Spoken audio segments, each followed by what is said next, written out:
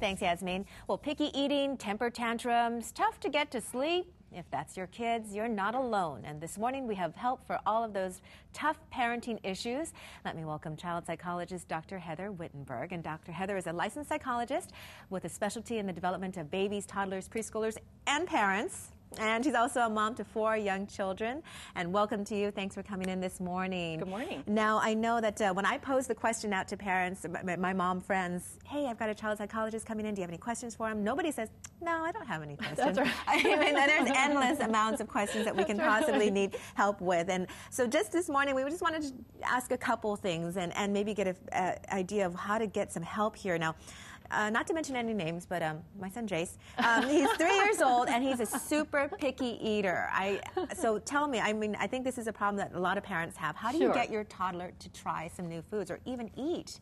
First of all, you need to know that Mother Nature built in this mechanism for young children so they wouldn't eat weird stuff or dangerous things, right? So there's a reason behind it for most children.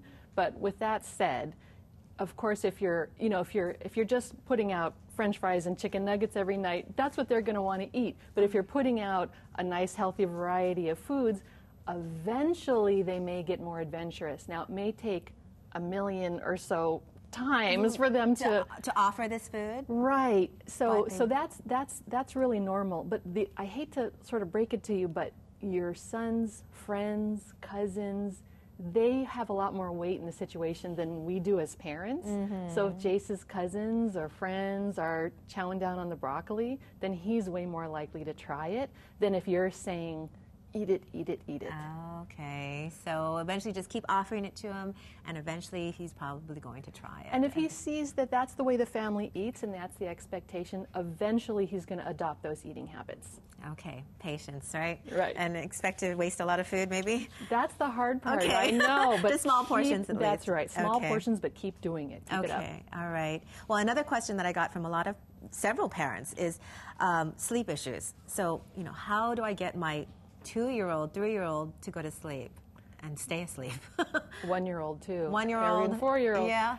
The thing that's so hard about that is that some children are born being wonderful sleepers.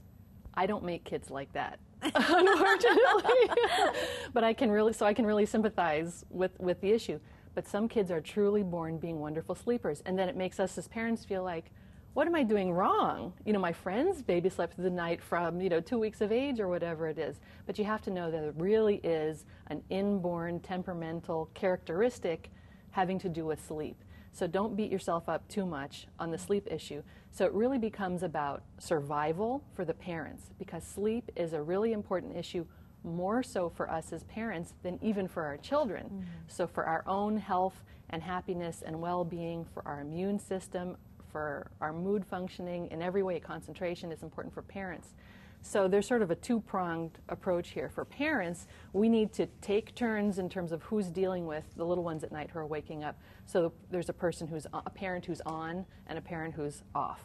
Mm-hmm. And when you're off, earplugs, eye shade, really get some sleep, and taking turns. But with your child, you really want to encourage, let them know the expectations. It's nighttime, it's dark, it's time to sleep.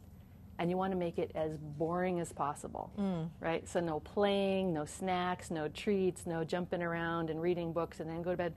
And you want to adopt sort of the broken record technique. It's time to go to sleep. It's time to go to sleep. It's time, and walking them back to their bed a million times if that's what it takes. And you'll eventually be so boring that they'll just want to go. Oh, got it. But at some point they'll reach this sort of magical, mysterious sleeping point that most children usually reach, where they'll start sleeping better at night. But nobody knows what that point is. It may be when they're 1 or 2 or 3 or 4. Okay. So you will get there. There is hope. Okay. That's good news then for some of these parents that are just got really big bags under their eyes. I'm living it. Okay. Well, Dr. Heather is a resident of Maui.